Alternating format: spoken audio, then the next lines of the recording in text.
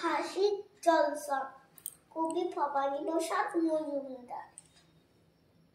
তিন দিন তিন রাত কালিতে সে পান জোরে গান গেয়েছিল চেঙ্গিস খান।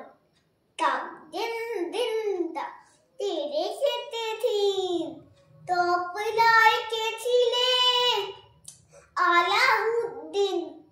তুম টাং বেহালা বাজিয়েছিল চেঙ্গিস খান। পিয়ানো বাজিয়েছিল হিউয়েন-সাং।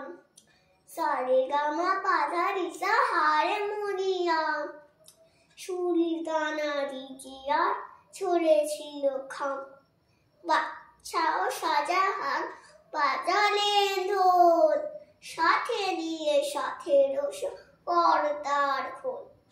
জলসাতে ছিল আরো মজার জিনিস সব কিছু লিখে গেছেন